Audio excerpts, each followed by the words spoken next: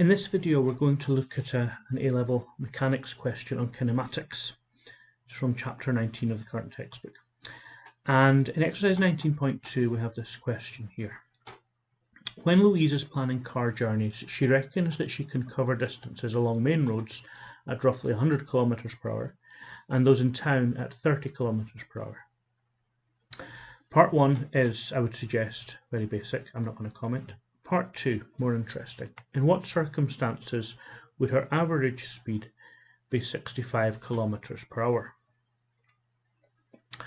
Well, what can we say? First of all, I think we need to distinguish between the two types of journey, the main roads and the towns. So I'm going to use a capital M to represent anything to do with main roads, and a capital T, anything to do with towns. Specifically a capital T, I'm going to want a lowercase t when I talk about time. Now, we know that speed equals distance over time. So speed equals the distance on the main roads divided by the time on the main roads. And similarly for the town, 30 equals the distance on the town roads divided by the time on the town roads. I don't know where I'm going with this, but that's basically all I can do. I can rearrange these. I could make D the subject or time the subject. Not sure which is more helpful at the moment. Perhaps I'll just do them both so I can see them accurately. Multiply through by T and I get these statements. But if instead I now divide through by the constant, by in this case the 100, then I'm going to get that the time is equal to dm over 100 and the time in town is equal to dt over 30.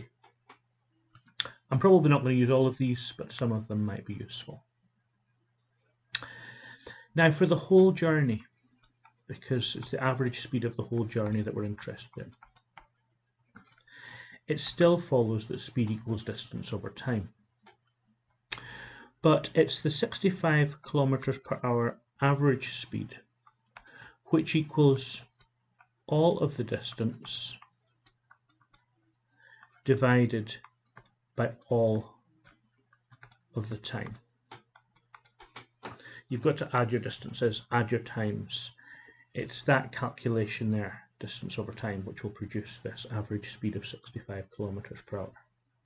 So whilst these are looking at the individual situations of the different types of roads, this is now looking at the whole journey combined. Now, what can we do with that? Well, the only things that we can do really are to substitute in either these statements into the numerator and we'll end up with everything in terms of time, or substitute these statements into the denominator and end up with everything in terms of distance. Which is better? Does it matter? At any point now, it would be wise to pause the video and think about it for yourself before hearing me going further on. Well, in what circumstances would our average speed be 65 km per hour?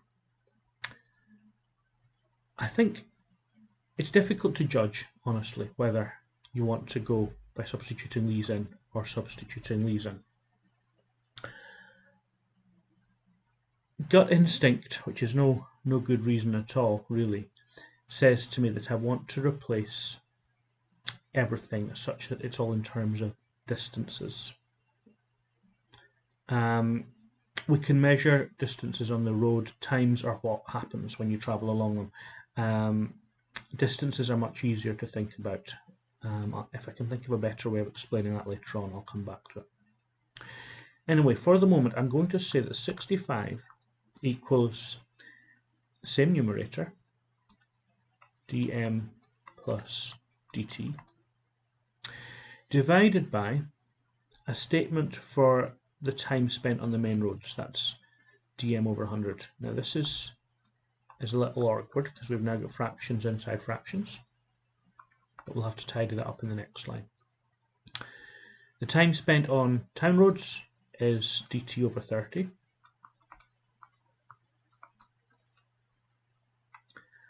And hardly needing to think, we've just got to get those fractions out of that denominator. Let's multiply through by the denominator before we worry too much about where we're going next.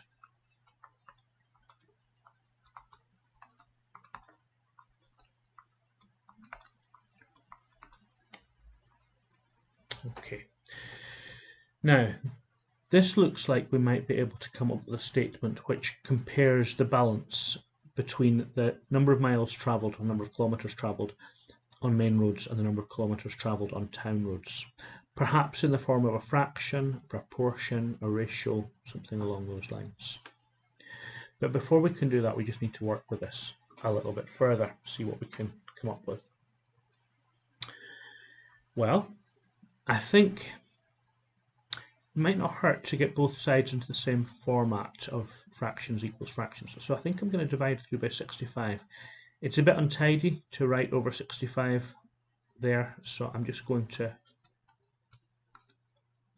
do it without showing the division. But when I divide through by that 65,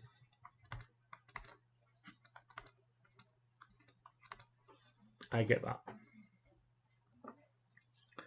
Still not completely sure where I'm going, but trust my algebra. It seems clear that I have some like terms here. These two terms could be collected together. These two terms could be collected together. It might be sensible to do that. Let's subtract that perhaps from both sides. So I've got dm over 100 minus this off both sides. And let's have this still here, but let's subtract that off each side.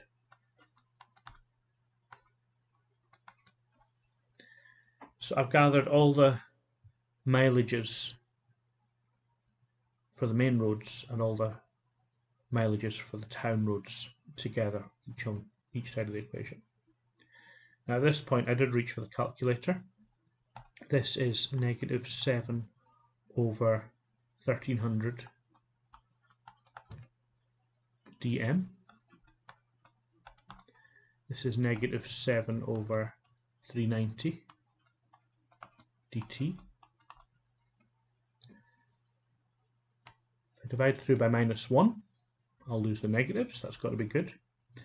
And if I if I multiply through by 10, then it will also become a bit easier. 7 130ths. Sorry, let me go back a step. Divide through by minus 1, get rid of the negatives. Divide through by 7, get rid of the 7s. Multiply through by 10, that's more like it.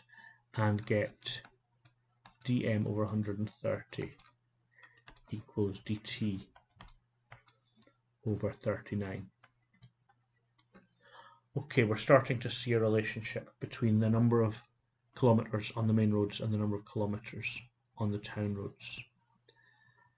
I think I'll multiply through by 130 just so I can get my head around this a little bit better. 130 39ths dt. Does that simplify? Yes, they both divide by 13. So I've actually got that relationship there. This is suggesting very strongly that I should maybe think about a ratio.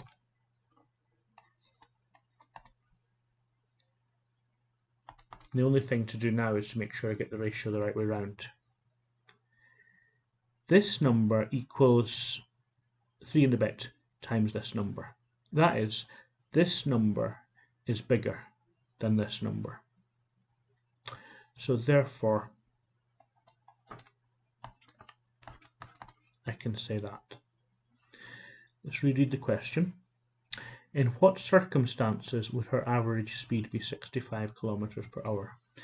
In the circumstances where the number of kilometers that she travels on the main roads compared to the number of kilometers that she travels on the town roads, if those are in the ratio 10:3, then she will do an average speed of 65 kilometers per hour.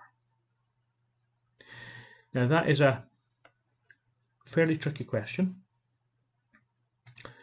The key thing really is just to start with the only things you can start with. Put together a statement that talks about the whole journey, and then frankly you just need to trust your algebra.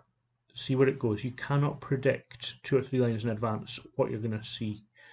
You can't see your way to the end before you've started. You just need to keep going through it and try to interpret the end result. Okay, thank you.